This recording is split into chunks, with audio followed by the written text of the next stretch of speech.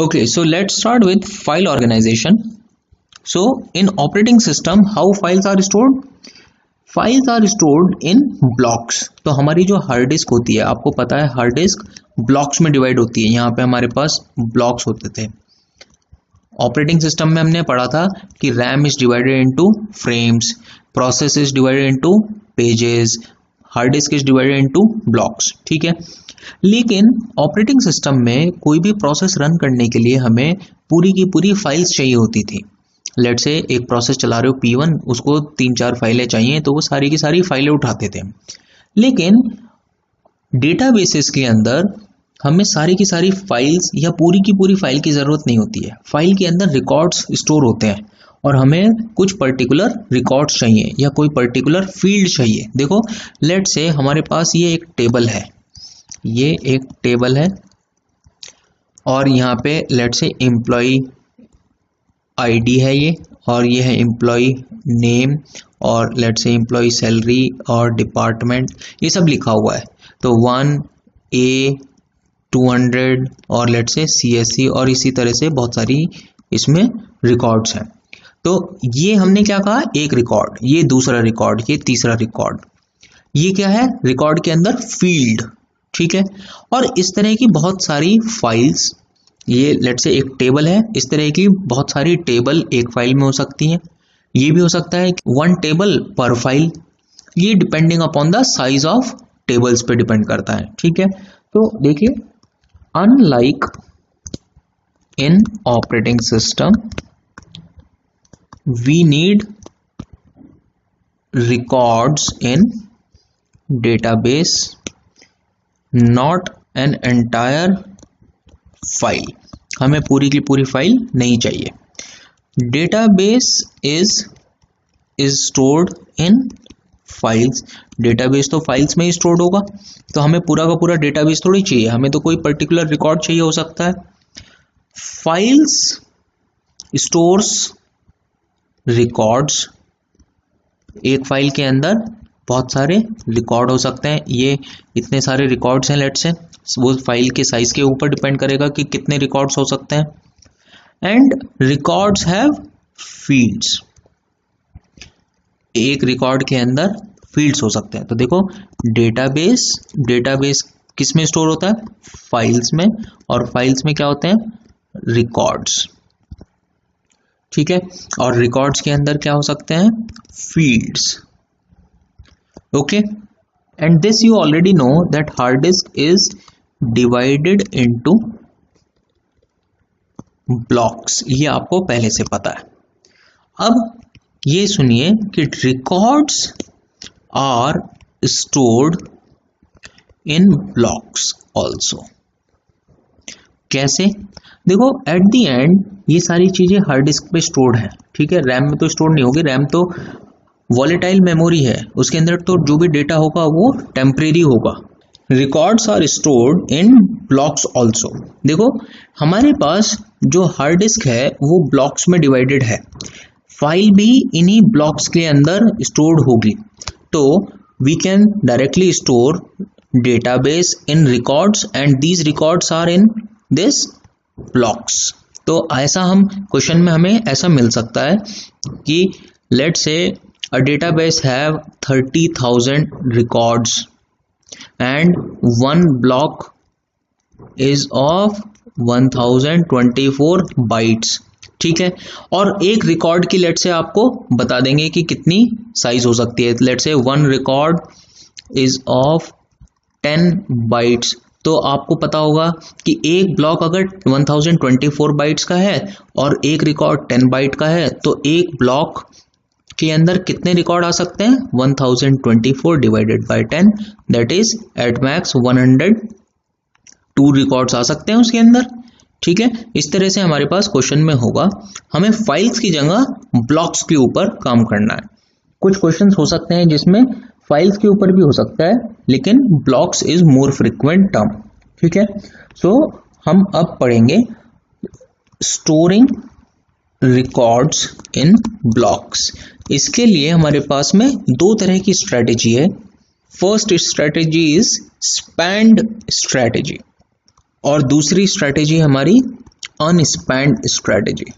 देखो दोनों के अंदर बिल्कुल एक छोटा सा डिफरेंस है। लेट्स से हमारे पास ये एक ब्लॉक है, ये दूसरा ब्लॉक है, ये थर्ड ब्लॉक है, ये block number 1, block number 2, block number 3। ऐसे ही अनस्पैन्ड में लेट्स से ये है ब्लॉक नंबर 1, ये है ब्लॉक नंबर 2 और ये है ब्लॉक नंबर 3। ठीक है। अब लेट्स से हमारे पास में कुछ रिकॉर्ड्स हैं, यहाँ पे रिकॉर्ड 1, रिकॉर्ड 2, रिकॉर्ड 3, रिकॉर्ड 4। अब एक रिकॉर्ड है 5 जिसका साइज है लेट्स से 100 बाइट्स, लेकिन यहाँ पे हमारे पास डेटा बचा हुआ है 50 बाइट्स। तो हम क्या करेंगे, रिकॉर्ड 5 आधा यहाँ पे और बाकी बचा हुआ आधा यहाँ पे स्टोर कर देंगे और फिर लेट्स से कंटिन्यू कर रहे हैं रिकॉर्ड 6, रिकॉर्ड 7, रिकॉर्ड 8 और उसके बाद रिकॉर्ड 8 का लेट्स से 1 बाइट बचा, सिर्फ 1 बाइट, तो हमने उसको यहाँ पे स्टोर कर दिया और फिर कंटिन्यू करने लगे एज सिमिलरली। तो ये इस तरह से हमारे लिंक्ड हो गए, यानी कि यहाँ पे हमने एक बाइट भी वेस्टेज नहीं किए, not a single byte is wasted. ठीक है। वेयर एज अनस्पैन्ड में हम क्या करते हैं, let's say R1, R2, R3 और अब R4 हमारा है लेट्स से 100 बाइट्स का और यहाँ पे हमारे पास 50 बाइट्स बची हुई हैं, तो हम यहाँ पे इसको वेस्ट होने देंगे और R4 को नेक्स्ट ब्लॉक में डाल देंगे। फिर लेट्स से R5, R6 इस तरह से डाला और यहाँ पे भी ये बच गया तो इसको वेस्ट हो गया ये। फिर R7, R8, R9 और लास्ट में बचा अगर तो ये वेस्ट हो गया। ठीक है। तो ये हमारे पास दो स्ट्रैटेजी है, स्पैन्ड स्ट्रैटेजी जिसमें कोई वेस्टेज नहीं है और अनस्पैन्ड स्ट्रैटेजी जिसमें वेस्टेज हो सकती है। तो इसके अंदर क्या होता है, स्पैन्ड स्ट्रैटेजी में one record can be stored partially, ये R5 पार्शियली यहाँ पे है और बाकी रिमेनिंग यहाँ पे है, तो one record can be stored partially in one block and remaining in another block, बाकी जो बचा हमने दूसरे ब्लॉक में डाल दिया। ठीक है। इसकी एडवांटेज क्या हुई, तो advantage is efficient usage of space, यानी कि कोई मेमोरी वेस्टेज नहीं है, तो एफिशिएंट यूसेज ऑफ स्पेस या फिर इसको बोल सकते हैं नो वेस्टेज ऑफ स्पेस, दोनों एक ही बात है। और डिसएडवांटेज क्या हुई इसकी, इसकी डिसएडवांटेज ये है कि देखो अगर लेट से मुझे R5 को एक्सेस करना है तो मुझे ये वाला ब्लॉक भी उठाना पड़ेगा और ये वाला ब्लॉक भी उठाना पड़ेगा। फॉर एग्जांपल लेट से R1 को एक्सेस करना पड़ता तो सिर्फ एक ब्लॉक को एक्सेस करके काम चल जाता। देखो अगर एक ब्लॉक को एक्सेस करने में 30 मिली सेकेंड लग रही है तो R1 को एक्सेस करने में 30 मिली सेकेंड लगेंगे, बट अगर R5 को एक्सेस करना है तो 60 मिली सेकेंड लगेंगी कि इसके 30 और इस वाले ब्लॉक के लिए भी 30 मिली सेकेंड। ठीक है। तो इसकी डिसएडवांटेज क्या हुई, since we may have to access 2 blocks for 1 record, so block access is time consuming। Okay. या फिर ओवरहेड है हमारे पास ब्लॉक एक्सेस का। वेयर एज ये अनस्पैन्ड स्ट्रेटेजी में क्या होता है, अनस्पैन्ड स्ट्रेटेजी में every record must be stored in one block only. ठीक है। जैसे R1 यहीं पे है, R2 यहीं पे है, R3 यहीं पे है, ऐसा नहीं होगा कि R1 आधा यहाँ पे और आधा किसी और ब्लॉक में। अगर लेट से R4 को 100 बाइट्स चाहिए थी और यहाँ पे 50 ही बची हुई हैं ये, तो हम R4 को स्टोर ही नहीं करेंगे, हम R4 को पूरा का पूरा नए ब्लॉक में डालेंगे और इसको वेस्ट होने देंगे। ठीक है। तो every record must be stored in one block only. ये फायदा क्या है इसका, इसकी एडवांटेज है, सिंस जो यहाँ पे डिसएडवांटेज थी कि हमें we may have to access 2 blocks, but here since we have to access only 1 block for 1 record, so access time is reduced. Since we only need to access 1 block for 1 record, so block access time is reduced. Okay, and what is the disadvantage? Disadvantage ये है कि इसके अंदर हमारा space waste हो रहा है। ये देखिए, ये वेस्ट क्या है? स्पेस। ओके, तो वेस्टेज ऑफ स्पेस, यहाँ पे हमारा स्पेस वेस्टेज है, या इनएफिशिएंट यूसेज ऑफ स्पेस। यहाँ पे एफिशिएंट था because not a single byte is wastage, but यहाँ पे वेस्टेज हो सकती है, so inefficient usage of space. Span strategy कहाँ यूज करते हैं? It is suitable for variable length record. Variable length records मतलब लेट से आपके पास R1 है और ये ब्लॉक का साइज है 100 बाइट, तो हम अगर R1 हमारे पास 1000 बाइट का भी है तो हम 100 यहाँ स्टोर करेंगे और बाकी का आगे स्टोर कर सकते हैं। तो वेरिएबल लेंथ के रिकॉर्ड्स को स्टोर करने के लिए ये वाला अच्छा तरीका है। वेयर एज ये किसके लिए सूटेबल है?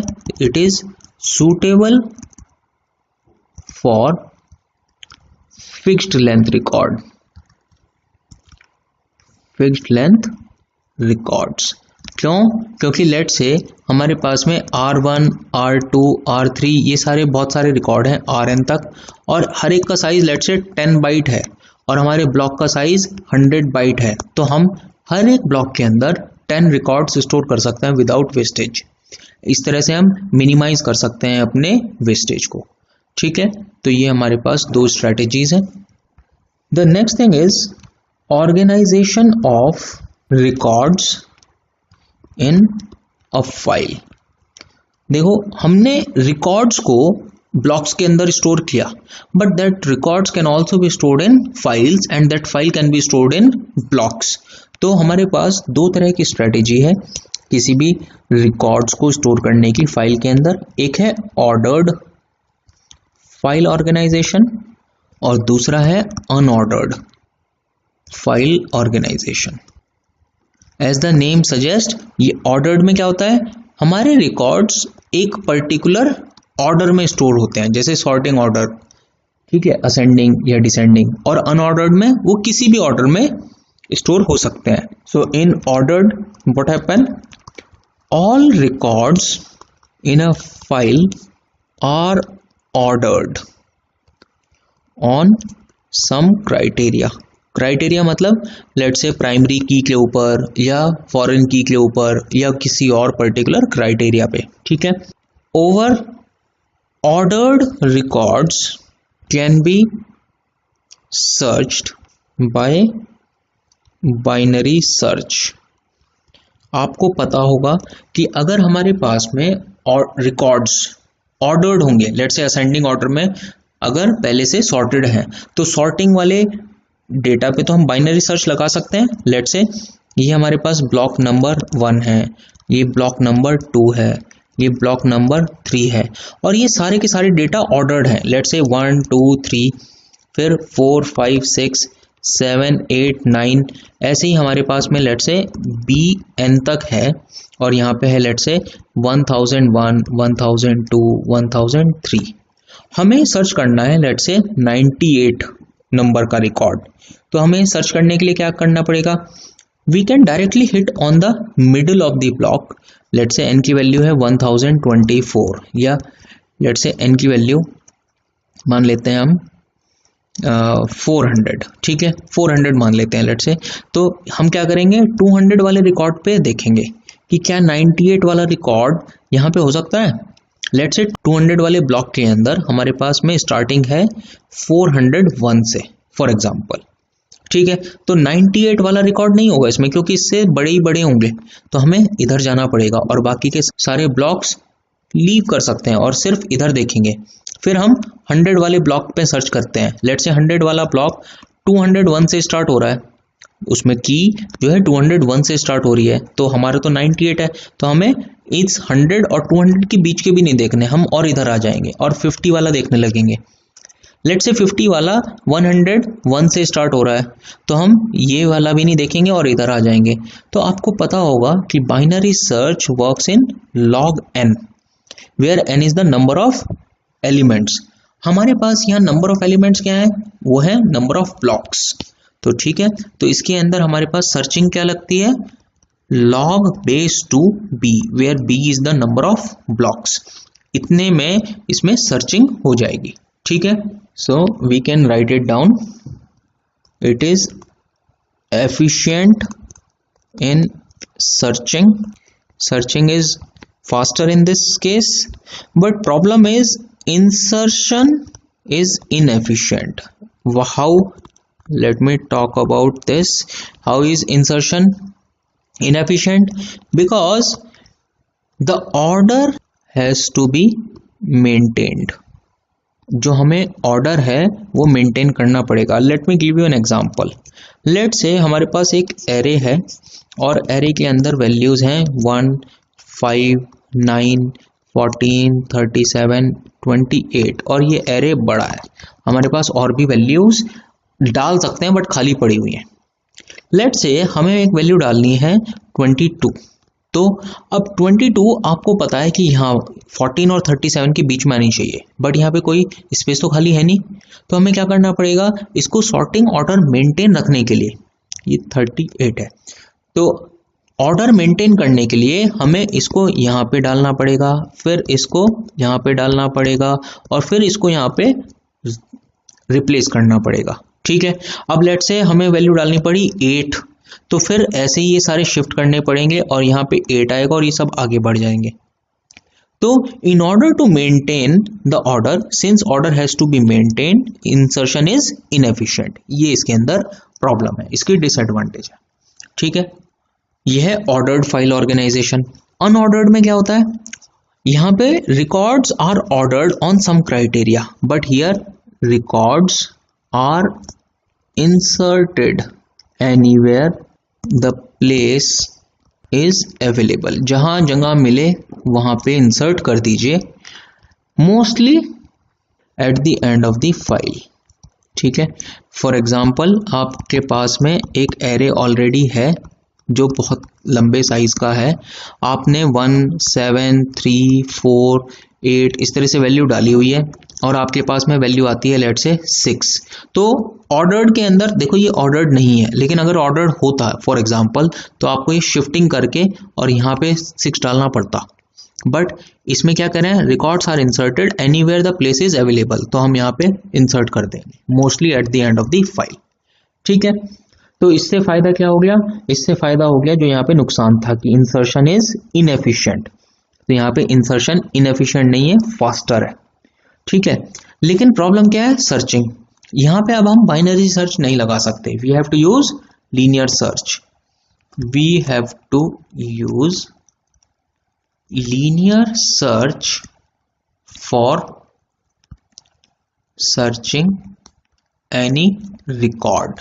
हमें कोई भी रिकॉर्ड को सर्च करने के लिए लीनियर सर्च लगाना पड़ेगा, और जिसकी वजह से हमारे pass on average b/2, where b is the number of blocks, b/2 number of blocks access is required for searching a record। क्यों कहा हमने b/2? लेट से आपकी किस्मत अच्छी रही और आपको पहले ही वाले ब्लॉक में डेटा मिल गया, और बहुत खराब रही तो आखिरी वाले ब्लॉक में डेटा मिल गया। तो ऑन एवरेज हम क्या कह रहे हैं, दोनों का एडिशन कर लिया और डिवाइड बाय 2 कर दिया। ठीक है, कई बार होगा शुरुआत में ही मिल जाएगा, कई बार होगा आखिरी तक जाना पड़ेगा। तो अगर हम एवरेज में देखेंगे तो b/2 number of blocks access is required for searching a record. ये हमारे पास इसकी डिसएडवांटेज है। और एडवांटेज क्या है जो अभी हमने बताई, इंसर्शन इज एफिशिएंट। इंसर्शन क्या हो गया यहाँ पे, एफिशिएंट हो गया। Okay, so here we have finished this topic. In next video we will start indexing. So mainly we have primary indexing, clustered indexing, multi-level indexing. We will talk about those indexing in next video, and then we are left with B tree and B plus tree. That's all in databases is left. Thank you.